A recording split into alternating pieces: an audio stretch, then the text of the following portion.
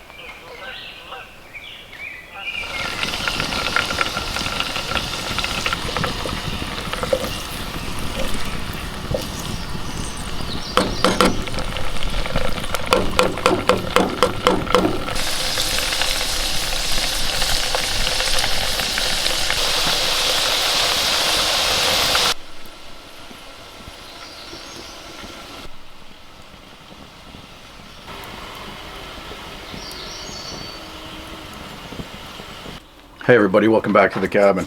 As you can see, I'm picking spruce tips this morning. I'm putting it in my tea with my chaga. So chaga and spruce tip tea. I'm eating some, and I'm also making the cream that I use for the entire year, especially a cold barrier cream in the winter with bear fat, beeswax, and spruce tips. The spruce tips have a lot of vitamins and beneficial minerals and stuff in them, so it's actually really good for your skin, and it's also really good for ingestion for your health. So lots of vitamin C, tons of vitamin C in these things. They're really sweet and very citrusy at this time of year. You can eat conifer needles, almost all of our conifers actually, throughout the year and get some vitamin C out of them, but in the spring when they're at this stage is when it's most concentrated, most sweet, and most tender, so you can actually eat it. It gets a lot tougher, obviously, later in the season.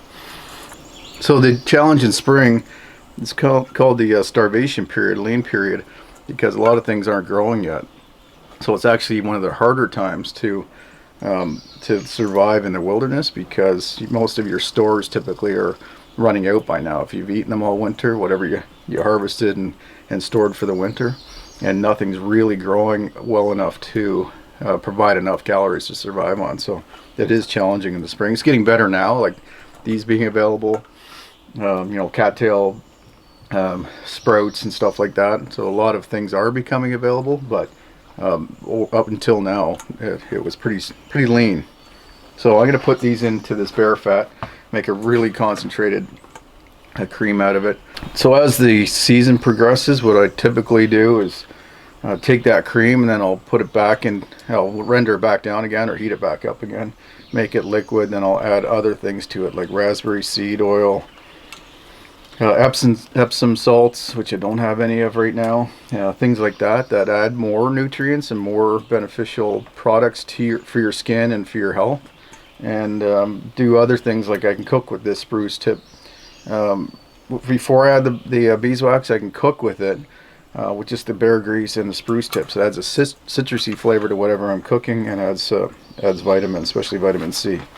So it's a really interesting wild edible. It's something I've been using for a number of years, and one of my favorite things actually from the wild. I'm just going to make this one really super concentrated. That fat is already really green in there.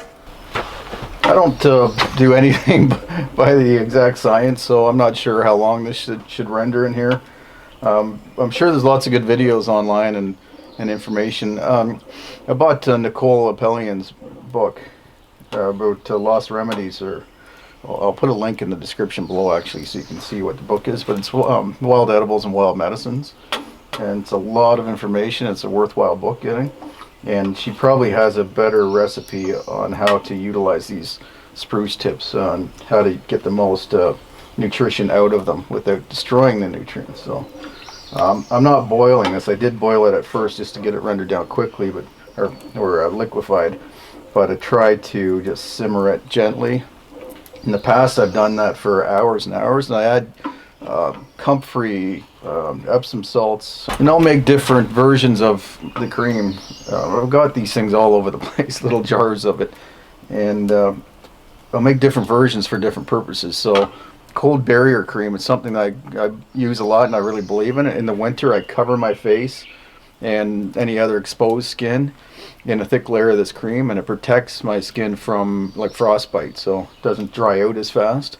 And I don't know, protective layer seems to help. And then there's bug season. You've seen me, I've got a jar right here and another one in the cabin, and that is used for obviously bug repellent, and that's a mixture of birch tar and bear grease. I also have some pine tar and bear grease. Not sure which one works better. They both seem fairly effective. It's just that you have to keep applying it. The problem with that one is that in the spring, and when the sun's quite strong and we don't have a high humidity to kind of filter that sun a little bit, I tend to get burned because that cream, the bear fat, magnifies the sun's rays. So what I'll do then is make a sunscreen as well, and in that one I add a ton of zinc and magnesium or Epsom salt. So what happens is that white thick cream ends up being a sunscreen, sun barrier. I'm not, like I said, I don't do anything scientifically. I should do more research on all of these things. I tend to do a little bit of research in the beginning years ago in a lot of these cases, and then I just start doing it and modifying it the way, you know, depending on what I have access to as far as cooking equipment and season and availability of the products and stuff like that. So I keep varying it.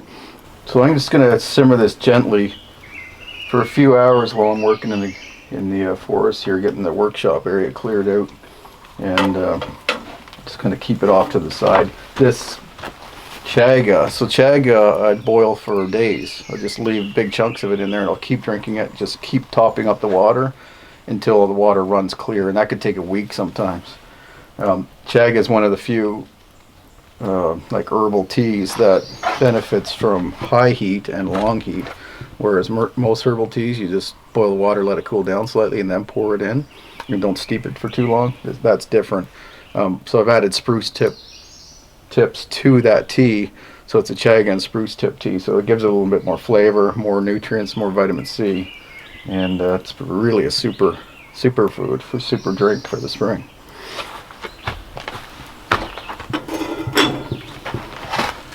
Some more water in there. Kelly's digging a hole.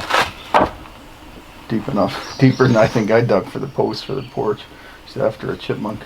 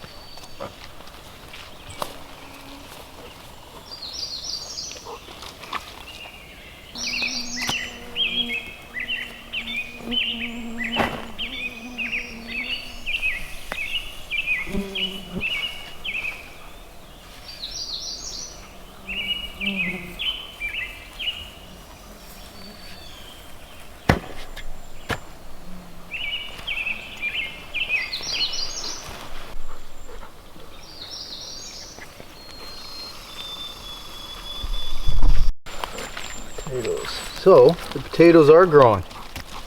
That's good. I didn't really think they were. I know a moose had kicked up a couple, or one at least, when I, like in the first week that I put them in. But got potatoes here. Where else there? I don't know if all of them are going to come up here.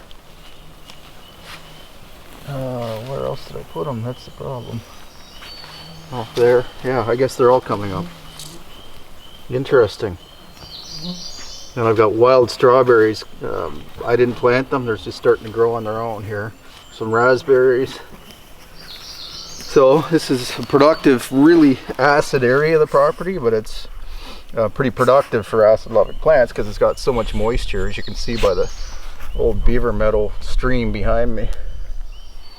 So I'm going to plant the elderberries along here and bracted honeysuckle, and it's really just for wildlife food and wildlife habitat. The honeysuckle is not really edible for us. I mean, not for me at least, but the wildlife love it, bears and birds. So I'm going to plant 5 of those along this bank here, and a couple of elderberries, and hopefully I can harvest some of the elderberries before I was going to say the bugs, because I'm getting surrounded here, before the birds get them, or the bears. This is a really sunny spot too. If it wasn't so acid, this is where I would have had the main garden, planted all my vegetables down here, but it's really acid and really wet, so only a few plants can thrive in these conditions. It's probably too wet for the potatoes, so that's why I was surprised they actually came up. So maybe I'll do a little bit of weeding, give them a good head start so they can get up above the weeds, the potatoes I mean. There's another one there. And see if I get a good harvest out of them. I'll mound them up with all this sphagnum moss that I dug out to create this garden to begin with. Just mound them up so that the potatoes don't get exposed to the sun and become poisonous and toxic.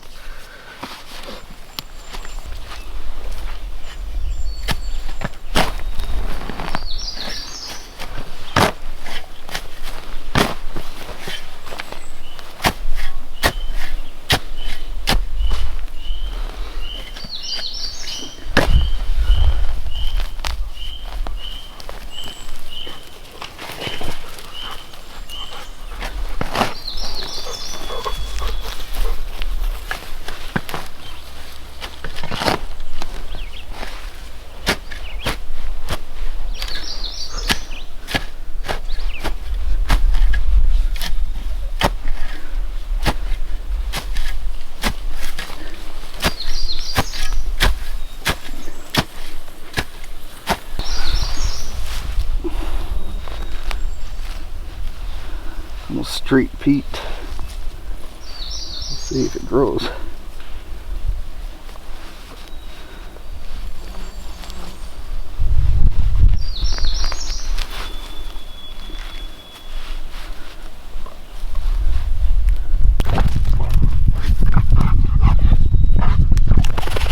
What are you doing?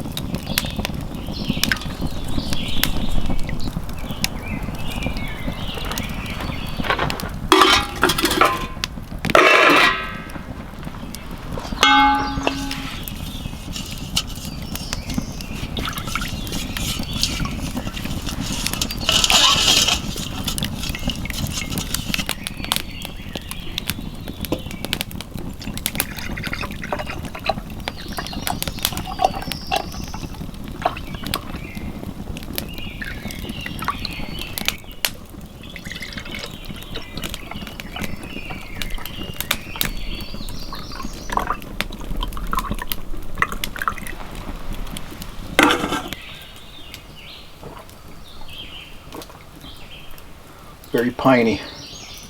Good.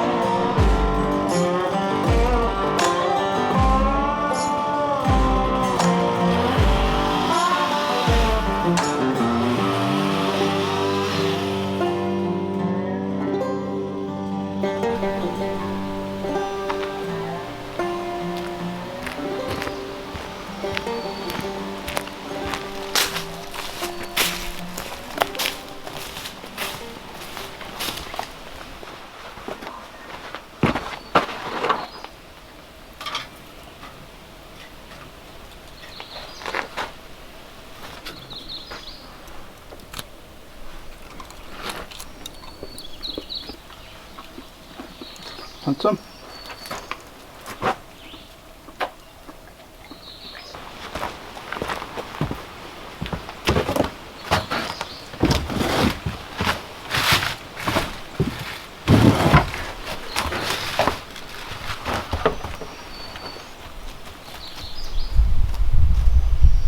Five. Good girl.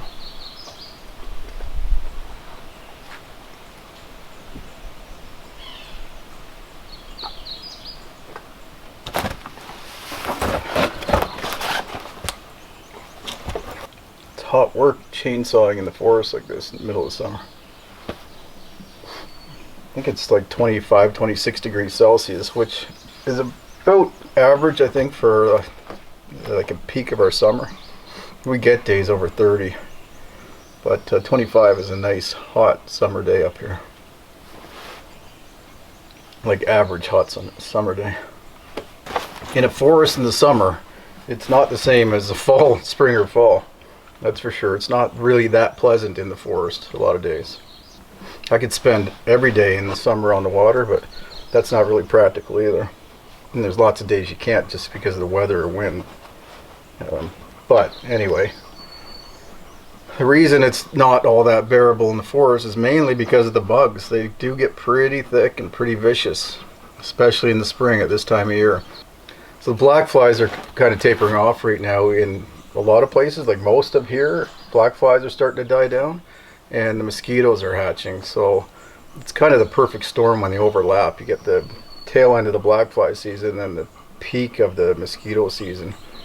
And it can be just brutal. Mosquitoes are bad in the evening and the morning, not so bad during the day. Black flies, the opposite. So the bug situation and the heat situation are two things that I can bear, and actually, in the case of heat, I actually kind of like it because I'm a dedicated or passionate outdoorsman, so I want to be outside all the time. So there's sacrifices to be made in order to do that. It's easy to be an outdoorsman in the fall, but winter's cold and summer is hot and buggy. Spring and fall are fine. That being said, my wife and I met when I was 23 and she was 19, and she had no outdoor experience at the time. She was actually born and raised up till 6 in Ireland, and didn't spend any time in the outdoors there, and her parents never even took them camping. I think maybe they went to a cottage once. So I knew that when we met, and and she knew what I was like, and we made the decision to stay together anyway, and in spite of our differences, and our marriage has been strong and happy, maybe in spite of them.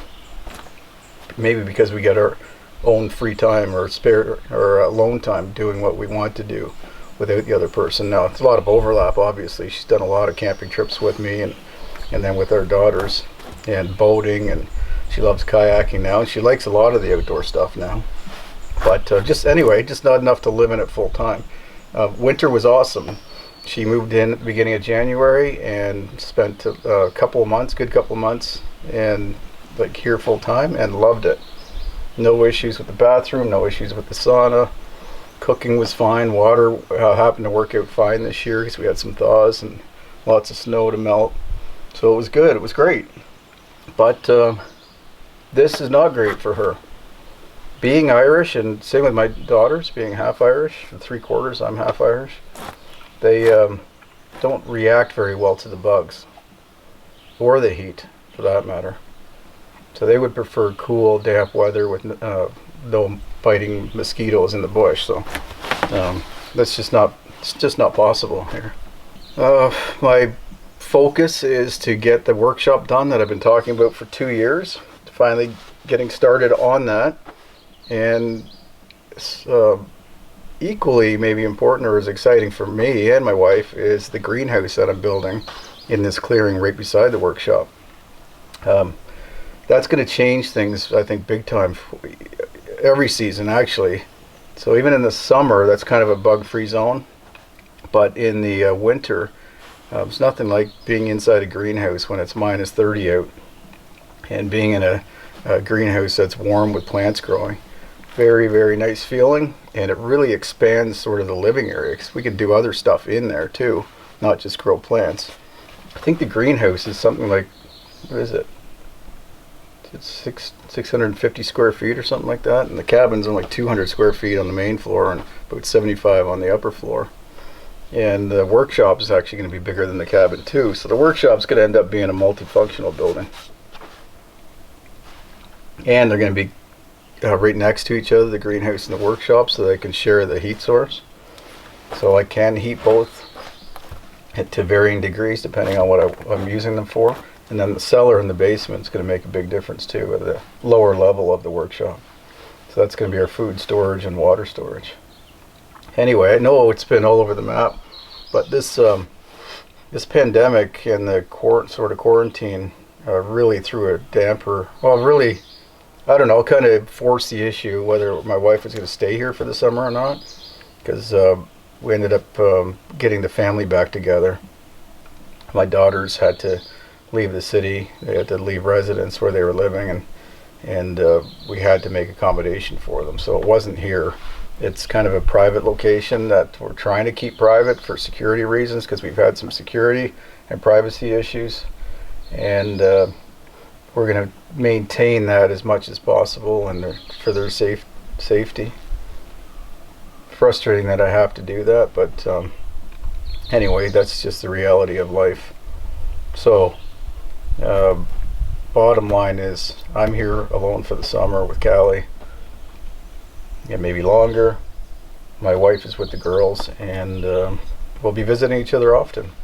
They'll be coming up here and I'll be going down there. So we have a strong marriage and a strong family, so we're perfectly content with this compromise.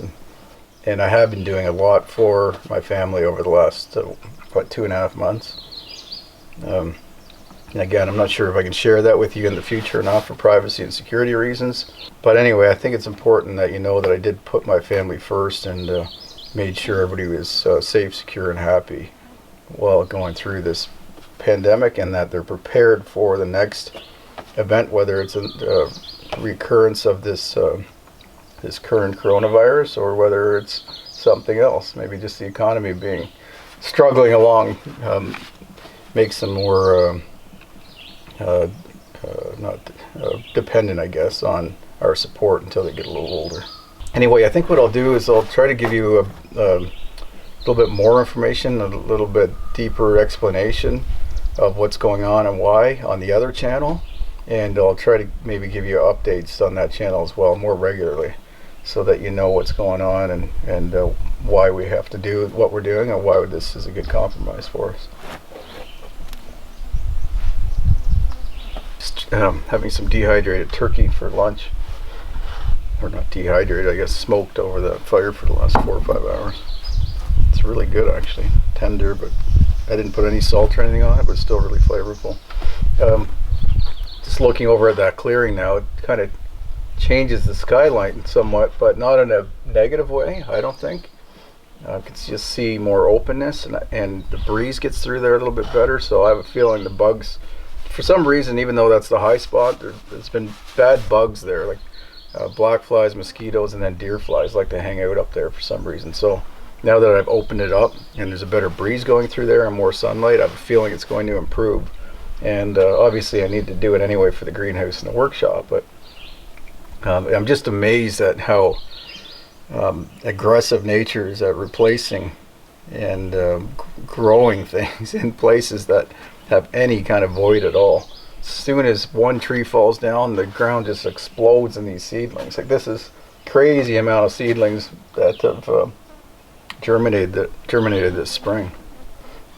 If I was to leave them in another 2 years, they'd be up and impeding my foot traffic here. So it's cool, but like I mentioned on the other channel, this clearing is going to be food production and the workshop, but they're all around the perimeter are going to be planting other species. So there's a much more diverse landscape on the property, especially close to the cabin. And I've been planting stuff down in the stream, around the stream, and kind of randomly throughout the forest. I'm going to try to fertilize with some good soil, these raspberry plants over here. Just try to really increase the food production for wildlife and for myself and the family all over the property. So there's no voids. Cutting a tree down is not destructive. It just allows other life to thrive, which is awesome and amazing. And I love watching that cycle.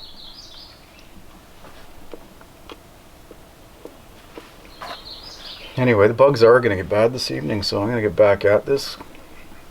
Sweating like crazy, so don't want to be doing that when the bugs start getting really bad this evening. So I'm going to get back at it, and then I'll show you what it looks like, show you the clearing at the end. And hopefully I can get the pad of the greenhouse kind of laid out, or the footprint of the greenhouse laid out, and the shop. So